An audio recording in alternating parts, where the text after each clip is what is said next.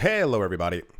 Welcome back to the channel where we talk about stuff. Don't forget to like and subscribe. I'm getting closer to 100,000 subs, which is absolutely insane to think that I've come this far on this channel. Thank you for all the support. This is going to be, in the future, this is going to be a popular topic. Barely anyone is talking about this right now. We spoke about it briefly on my other channel, The Modern Investor. This was maybe 3, 4, 5 months ago when the topic was breached. A lot of people, I'll talk candidly, a lot of people don't really understand what's happening or where things are going. And that's from the direction of everywhere, like every single corner, every single kind of thing. When I tell you about accumulating crypto, when I tell you about accumulating assets, it's this kind of thing that this is going to benefit those who actually hold the assets. You get it? Kind of. While there are many other asset classes, crypto is a brand new asset class and it's still being developed.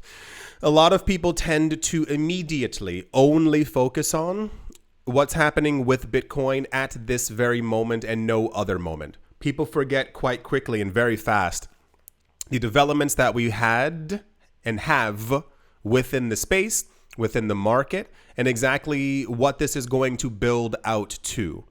Within the world of finance, one of the most popular things is basically getting money for doing absolutely nothing. We can all agree that that's usually one of like the really big goals of investing. A lot of people who can afford to buy real estate, they buy real estate. And their dividends, in essence, are actually the rent that they get from that place and the valuation of the property usually going up year on year on year, raising the rent. You kind of get it. The same exact thing happens for stocks when it comes to dividends as well. You buy shares of a company, the company continues doing well, and as a thank you for holding on to the stock, they basically give you money. Some of them, I think some do monthly, some are monthly, but typically you'll see like every quarter. So 4 times a year, you get money sprinkled on you as a thank you. A lot of the popularity of some of the other cryptocurrencies within the market, namely Ethereum and Cardano, have kind of been because if you own them, you basically get free money for having them. That's a really big incentive to actually have something and to own a cryptocurrency. A lot of people in many different ways have kind of latched on to these coins, or people have even been discouraged by these coins because A, people think that the valuations are too high and therefore they can't benefit from it in any sort of way, or B, that they just kind of don't know what they're doing. I don't know really what B would actually be, simply because there's, and I say this from my vantage point, as long as you're in an asset class, you can find a way to actually benefit from it.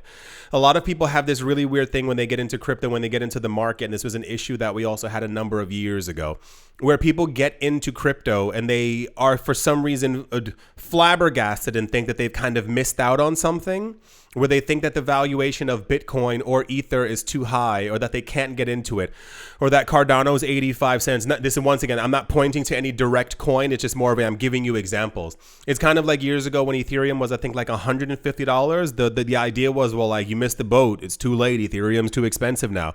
When Bitcoin was $5,000, the idea was, well, Bitcoin's 5K. I can't afford 5K. So what do I look at what else do I buy? Like, what else do I get into? I'm getting off topic, but that's kind of one of the generalized ideas.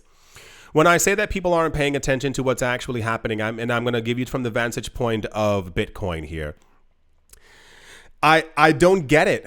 I don't understand why people never, ever lightly, sometimes don't really pay attention to the news at hand. If you hear that Bitcoin is being bought up by central banks, what's your first thought? My first thought is that Bitcoin's going to be around for a very long time. When I hear that there are countries who are mining Bitcoin, it basically solidifies it, and I go, well, Bitcoin's going to be around for a very, very long time. When you hear that BlackRock gets into the space, and the CEO Larry Fink, this was a month or two ago, said that Bitcoin's market cap is going to be worth more than all of the real estate within the United States, I think that Bitcoin's basically going to be around forever. It is like the new asset class that needs to be accumulated by the everyday working person. if you hear and you keep seeing and you have the information that Bitcoin's going to continue growing and Bitcoin's at 100K and Bitcoin's going to 300K and Bitcoin's going to 1.4 million and Bitcoin's going to $27 million a coin, the first assumption that I would have is that most people would run and they would sell their unneeded items around their house and that they would get their money together from the money that they've been saving and that they would go and invest. The average person doesn't do that. When this news came out, I realized very quick exactly what Bitcoin's going to be.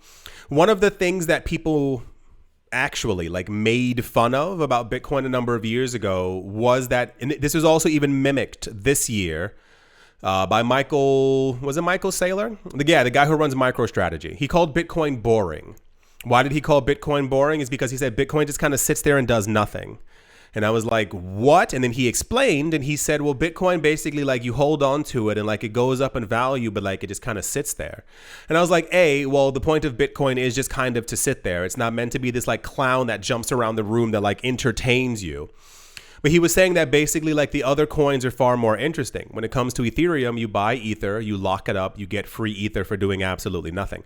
You can take your Ether, you can lock it into different protocols, decentralized finance protocols, whatever the actual thing might be happening on chain, and you can make passive income from that. You basically find different ways to make money in different protocols depending on how you want to actually make money. One of the proposals, and this has been proposed for a while and it's actually going to happen, is actually being able to stake your own Bitcoin. Now, one of the things that's beginning to pop up, that's what I said at the beginning of the video, these are now happening, but it's going to take around 5 or 10 years. What I said on the other channel, The Modern Investor, what I was saying is that in the next 5 to 10 years, and I give it less than 5, we're going to hear a cryptocurrency exchange begin to offer this actual service to you, to their clients. The idea is that for those of you who don't know what wrapped Bitcoin is, wrapped Bitcoin has been around for a while, but Coinbase also just made their own version of wrapped Bitcoin as another cryptocurrency exchange. You basically take your Bitcoin, what you have, and you kind of lock it into a protocol. You would lock it into Ethereum, if you will, or into Coinbase's chain called Base. And basically you would be able to transact in the value of Bitcoin, but on their chain. And within their chain, you would be able to lock it into another protocol, into another this, into another DeFi, so-and-so, and basically receive a return on the Bitcoin that you locked inside of it. Bitcoin is going to remain the number one coin probably for as long as we are on this planet. As far as we can possibly tell, Bitcoin is the winner. I'm sorry to all of you who didn't believe me 5, 6, 7 years ago when I told you that other altcoins will exist. But Bitcoin is the winner. And if you still, for some reason, can't conceptualize that, I think you're maybe just in the wrong market. What we have right now, they're talking about, this is a new protocol. I think it's called Babylon. But these are also popping up everywhere as actual layer 2s on Bitcoin and also on Ethereum as well, which are going to allow people to be able to basically lock up their Bitcoin and to make passive income from it. This has a lot of different implications.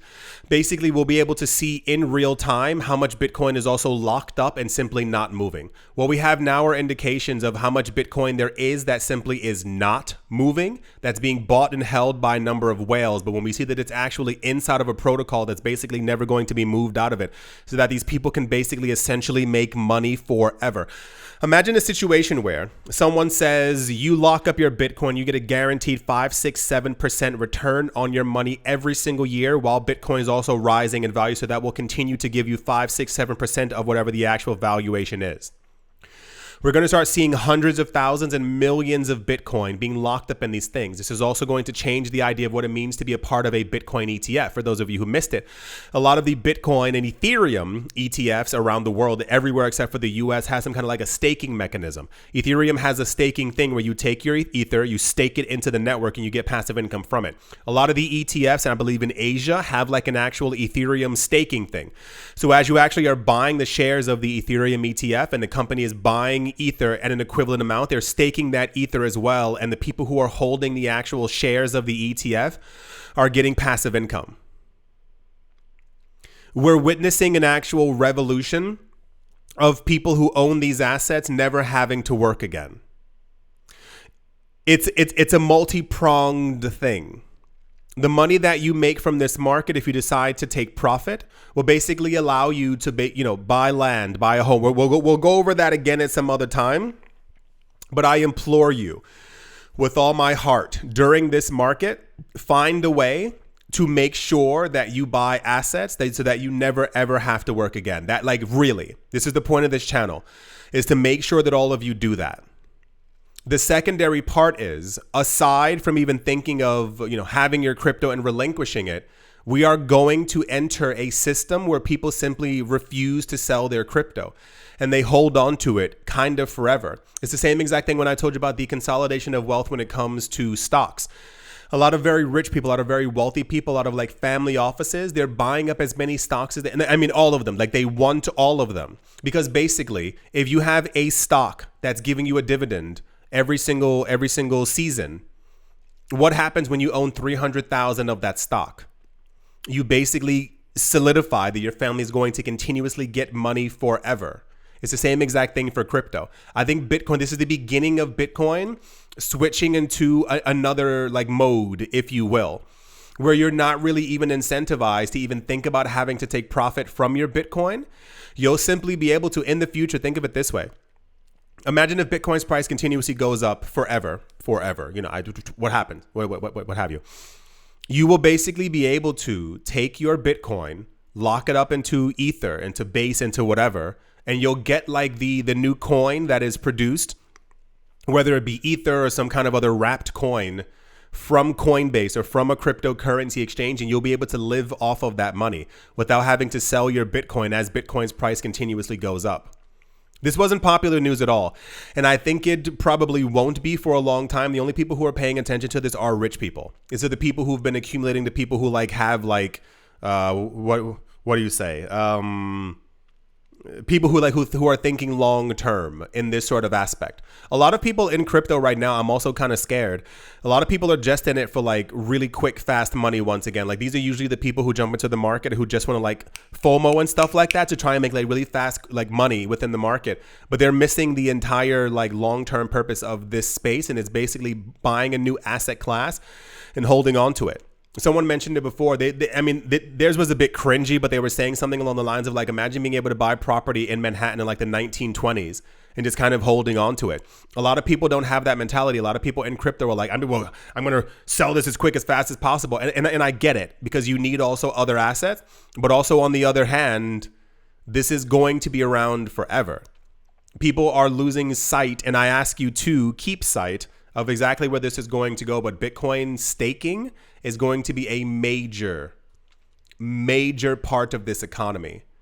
And when it comes to like even like making like passive income, there will be multiple ways to make money in the future. There are going to be people in the future who are going to do whatever they can. I mean, really, whatever they can, and work for years, if not decades, to try and get 500,000 Satoshis, like just 500,000 Satoshis, to be able to lock away into one of these protocols to make passive income. Do you understand that?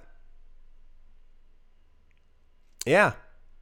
The market's changing very, very fast. I get that everyone wants to focus on numbers and stuff like that, but you really have to also know this news as well. This is part of the reason why Ethereum is so popular. You buy Ether, you lock it away. We had news, this was months ago, at the levels of accumulation by whales.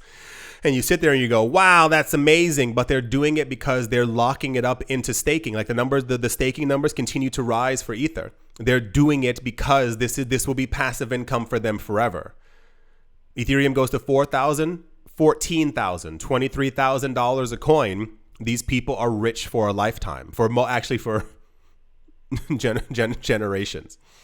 Yeah. Just thought I'd throw that your way. It's very important news. I know that only like 5% of you will actually pay attention to any of this, but I hope that 100% of you actually end up making it. Yeah, that's going to do it for this video. I do hope you all enjoyed. Hope you all are having a great day, morning, afternoon, evening, wherever you are, wherever you might be. I do hope it's absolutely fantastic. Thank you all once again for watching, listening, liking, commenting, and supporting, and I will most certainly be talking to you all soon. See you.